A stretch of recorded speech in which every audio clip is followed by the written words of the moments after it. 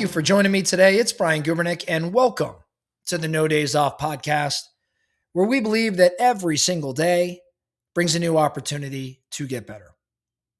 Most conversations at the start of the year tend to focus on short-term health goals. Things like losing weight or exercising more or getting back in shape. Now, I don't think that those goals are necessarily wrong, but I do think that maybe they're a little incomplete. I think a more useful frame is this idea or this concept known as Healthspan. We've talked about Healthspan here at No Days Off multiple times over the past few years. It's a concept that is taught by Dr. Peter Attia. Healthspan refers to the number of years that you are physically capable, that you're cognitively sharp, that you're emotionally regulated, and that ultimately you are functionally independent. It's not just the number of years that you are in fact alive. For entrepreneurs, I think this is not what I would call a future-only problem, because declining health span shows up pretty early. It shows up as reduced energy and poor stress tolerance. I know for me, when I'm off a little bit, it shows up as less patience and even slower decision making. You can still be pretty productive, but operating well below your potential. I think this idea of health span, this concept of health span, it really matters to entrepreneurs out there, our No Days Off nation, because entrepreneurial work places sustained demands, strong demands on the body and on the mind. There's constant problem solving. There's longer decision chains. Schedules might be rather irregular. Many of us have chronic low-grade stress. When health declines, the consequences are not always dramatic at first. They're more subtle. Maybe, and you don't connect the dots so much, but maybe it's like you avoid hard conversations, or you procrastinate decisions, or you default to easier options. Maybe you just recover more slowly from stress. This is what happens when health is not peaking, instead it's declining. Over time, those small degradations really affect your leadership, the quality of that leadership, business outcomes, personal relationships. And so improving health span as an entrepreneur is about preserving capacity. It's not just about chasing optimization for its own sake. So I think that there is a practical health span approach that we should discuss here today. I think it could be simplified into really 4 domains. I think number 1, it's daily movement. Number 2, it's strength and musculoskeletal health. Number 3, it's metabolic stability. And number 4, it's mental/emotional regulation. None of these 4 here, none of the 4 I just listed require extreme interventions. I think what they require, no surprise, is consistency and some restraint. Doing enough, doing it often enough, and for long enough. Now, let's start with daily movement. I think that structured workouts matter, but they don't necessarily replace regular movement. I think low intensity activity, walking, just time on your feet, even light cycling, it has measurable effects. It has effects on your blood glucose regulation, your stress hormone levels, your cognitive clarity. I think for many entrepreneurs, adding daily movement improves thinking quality more than adding another productivity tool. So number 1, I want to start with daily movement, because I think we all need to be moving some more. We need to be more physically active in that sense, but don't think about hardcore workout. Let's just start with regular movement. Next is strength and strength training. Loss of muscle mass and strength is one of the strongest predictors of decline later in life. So strength training, as we probably already know, reduces injury risk and supports hormonal health. It helps with joint function, preserves joint function, and frankly, it improves confidence. I think 2 or 3 well-designed sessions per week is enough for most everybody. See, the goal is not constant progression. It would be nice, but the goal is not constant progression. Instead, when it comes to Healthspan, it's about long-term preservation. I also think around sleep and sleep as a performance variable because sleep quality is going to directly affect your risk tolerance and your working memory, your decision speed, your emotional regulation. And it's crazy that no matter how much we know this, we still treat sleep as almost a negotiable. But over time, this compounds negatively.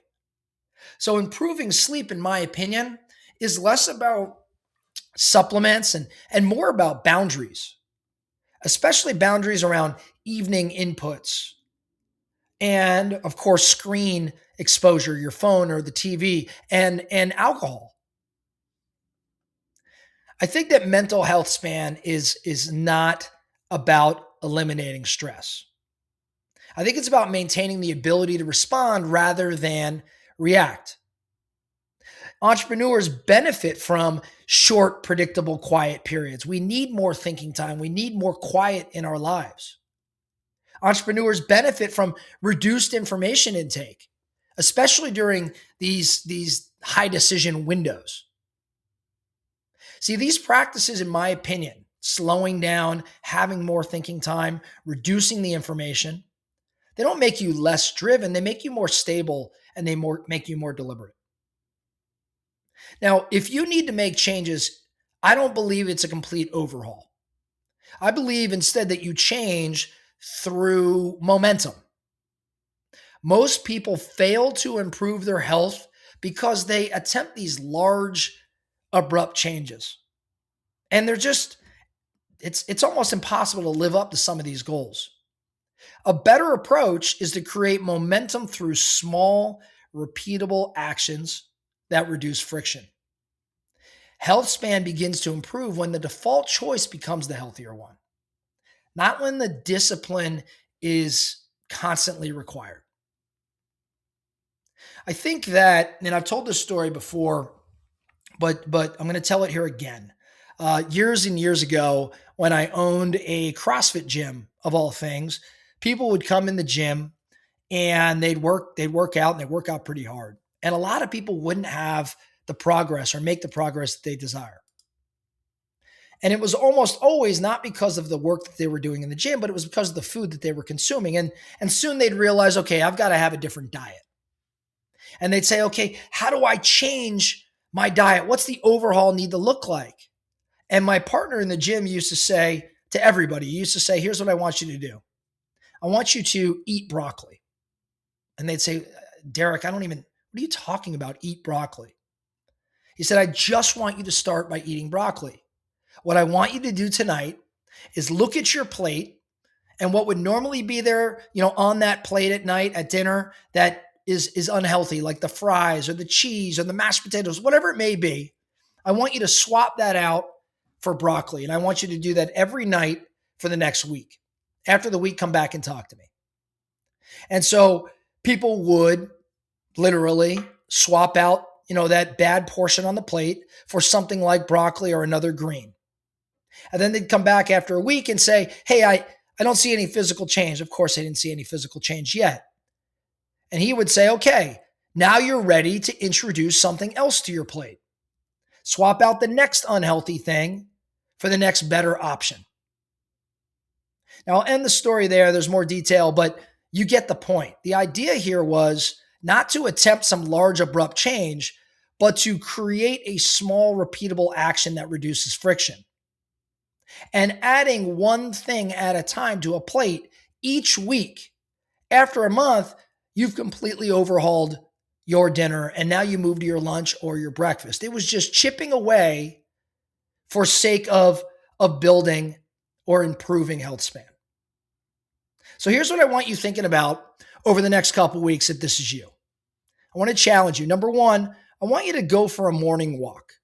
Or you know what? Let's not even call it morning. I want you to clock 10 to 20 minutes of walking daily without multitasking. So this isn't a walk while you're looking at your phone. This is just a walk, you maybe without a phone, walking around the block and making a habit out of that. I also want to challenge you over the next couple of weeks to try to, introduce some strength training into your world. 1 to 2 times per week, full body movements.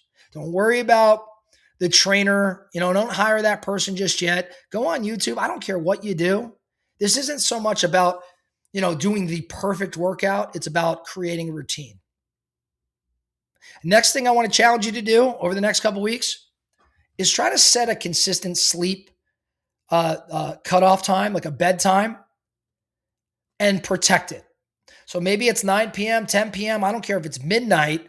If you're a late, if you go to bed late, define a time and let's create more rhythm. And then lastly, over the next couple of weeks, identify and remove one behavior that is pretty clearly undermining your health. Just one. So again, next couple of weeks, start walking 10 to 20 minutes every day. Introduce a strength training session or 2 per week, full body movements. Get a better sleep time. Define your sleep time and be married to it, protect it. And then lastly, identify and remove one behavior that you know is undermining your health. I don't think that these steps are going to transform your life in a month, but they will change the trajectory of your next decade if you can build momentum through this consistency. I think for the entrepreneurs, for the No Days Off Nation, Healthspan is not some side project. In my mind, it is part of your operating system. And when it improves, everything else in your world becomes easier to manage. Hopefully this episode serves as a reminder, because this is a topic, again, we've talked about quite a bit. And us being here at the beginning of 2026, there's energy to make change. Let's start chipping away. That's all I have for you today, the No Days Off podcast. Thank you so much for listening. And remember, every single day brings a new opportunity to get better. So let's get after it.